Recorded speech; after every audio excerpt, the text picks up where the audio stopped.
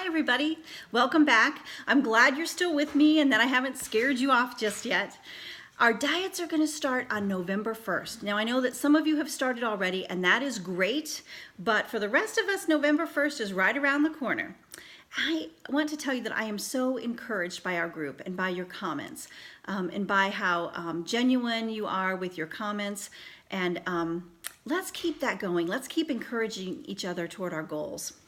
So in the video today, we're going to go deeper into the hormonal theory of obesity. Obesity is not caused by an excess in calories. It's caused by body set weight that's too high. Our body set weight is too high. Hormones are chemical messengers that regulate lots of our body functions. For example, fat storage, our appetite, our blood sugar levels. Those things are all regulated by our hormones. And obesity is the same. It's regulated by our hormones. So our bodies burn sugar for energy, right? That's what we use for our energy. We have some sugar that's in our bloodstream from foods that we eat. And our liver stores glycogen, which can be easily converted over into sugar and quickly broken down for energy. Excess sugar in our bloodstream can be converted to fat, and that's stored away in our body in our fat cells. Our body can convert the fat back over to sugar to use for energy, but only after we have used up all the other stores of sugar and glycogen in our body. Now, during a short-term fast, and by fast, I mean you're not eating anything at all. So during a short-term fast, our body can use the glycogen in our liver, and that can be broken down for energy. But during a prolonged fast, your body can actually make new sugar from the stores of fat that it has. And fat can be burned and released as energy. And that energy is then sent out to the body. And this is the process that we need to get into in order to burn our fat. So insulin is a storage hormone. When we eat food, that leads to insulin being released. And insulin then turns on the storage mode in our body to store away our sugar and convert it over to fat. When there is no intake of food, the insulin levels will gradually fall throughout the day, and burning of sugar and fat is then turned on. This process happens every day. So normally this well-designed balance keeps itself in check. We eat, our insulin levels go up. We store energy as glycogen and fat. Then we fast for a little while, we don't eat, and our insulin gradually comes down, and we can use some of that stored energy when our insulin levels come down. As long as our eating and fasting periods are balanced, then this system remains in balance. Let's say we eat breakfast at 7 a.m. and finish eating dinner at 7 p.m. The 12 hours in between balances out. Well, let me illustrate it to you this way, because this made sense for me. Glycogen is like your wallet. Money goes in and out constantly. The wallet's really easy to access, but it can only hold a limited amount of money. Now, fat is like the money that's in your savings account or your money market account. It's a little harder to access, but you can put an unlimited supply of money in that if you have it, right? So like the wallet, glycogen is quickly able to provide glucose to the body. However, the supply in your glycogen wallet is kind of limited. And like the savings account, fat stores contain an unlimited supply of energy, but they're harder to access. So this partially explains the difficulty that we have in losing our accumulated fat. Before getting money out of the bank, you spend what's in your wallet first. But if you're like me, you don't like having an empty wallet. So you try to keep adding some money into the wallet. In the same manner, before you can get money out of your fat bank, you have to use the glycogen that's stored in your liver. But your body doesn't like to have an empty glycogen wallet. So you get hungry. You might even get shaky or anxious because your glycogen is becoming depleted. So we continually refill our glycogen stores. And if we do that, then we never need to use our fat stores for energy. When insulin levels remain high, we're in storage mode, and excess fat is produced. There's a process that our body goes through called de novo lipogenesis. That means making new fat. And when we synthesize new fat, we can use sugar to make new fat. And when we do that, that fat can be stored away anywhere in our body. For some of us, it's around the midsection. Sometimes it's stored around your organs internally. It can even be stored in the liver as fatty liver. Under normal conditions, high insulin levels encourage our body to store the sugar away as fat, and lower insulin levels encourage glycogen and fat to be burned for energy. When we sustain the level of insulin in our body at a high level, when it's constantly high, we increase our fat storage, and an imbalance between eating and fasting leads to that insulin level staying high. Insulin never has time to come back down, and that causes constant fat production instead of fat burning. So let's talk about our body set weight, okay?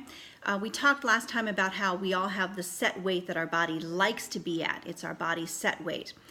Insulin is the hormonal regulator of our body set weight. Obesity develops when our brain, the hypothalamus in our brain, tells our body that we need to have more fat so that we can get back to the set weight that it wants to be at. So it tells it to increase the fat mass to reach the desired body set weight. So any calories, any sugar, any food that we take in is diverted to increase our fat, and that leaves you short on energy. So your rational response, the body's rational response, is to try to get more calories. It increases the hormonal signals for hunger, so you feel hungrier. It decreases the hormonal signals for satiety, so you don't get full as fast. And you can try with diet to resist that, okay? Don't eat more. And you can try that, and it'll work for a little while. But then the body has other means of persuasion, right? Your body will start to slow down its metabolism. You're going to feel tired and sluggish and run down. You won't have energy. So it conserves the calories that it needs so that it can still continue to convert some of it over into fat storage.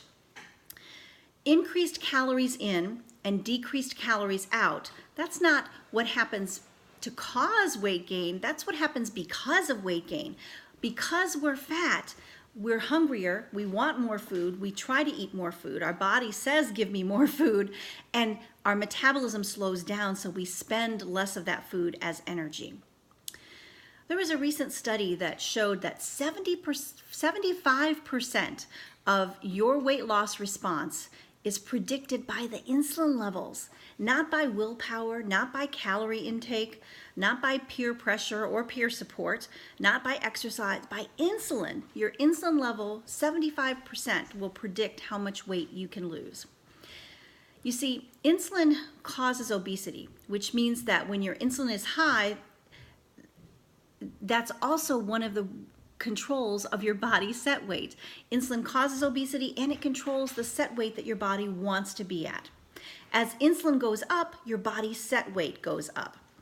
The hypothalamus sends out hormonal signals to the body to tell it to gain weight. We become hungry and we eat.